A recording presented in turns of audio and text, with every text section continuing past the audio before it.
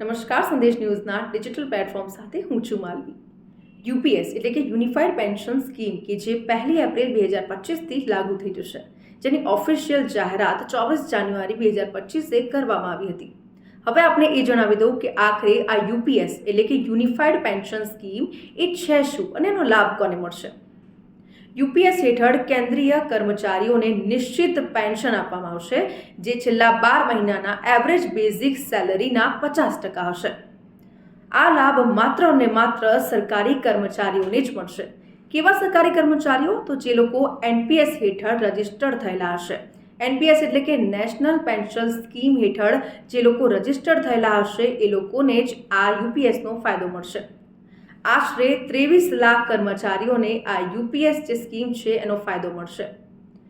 હવે આમાં જે રીતે શરત મૂકવામાં આવી છે કે ઓછામાં ઓછા એ કર્મચારીએ 25 વર્ષ સુધી સેવા આપવી પડશે, તો એ લોકોને આ જે ફાયદો છે એ મળી શકે છે. અને એ દરમિયાન જો કોઈ કર્મચારીનું મૃત્યુ થાય છે તો એ જે કર્મચારી હતા એના પેન્શનના 60% એમના ફેમિલીને મળશે, એટલે કે 60% એમના ફેમિલીને એ પેન્શન મળશે.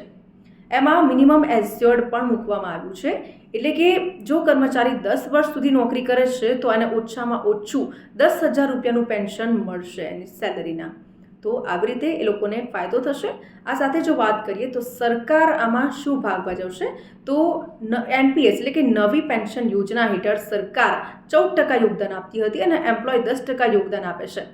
તો એ પ્રમાણે હવે યુપીએસ લાગુ થયા બાદ એટલે કે યુનિફાઈડ પેન્શન સ્કીમ લાગુ થયા બાદ સરકાર જે બેઝિક સેલરી છે એના 18.5% આપશે, જેનાથી સરકારી તિજોરીનો જે બોજો છે એ વધશે. આ સ્કીમ છે એ માત્ર ને માત્ર સરકારી કર્મચારીઓ માટે છે, એવા સરકારી કર્મચારીઓ જે એનપીએસ હેઠળ રજિસ્ટર્ડ થયેલા હશે. તો આવા જ ઇન્ફોર્મેટિવ વિડીયોઝ જોવા માટે સંદેશ ન્યૂઝના ડિજિટલ પ્લેટફોર્મ સાથે જોડાયેલા રહો.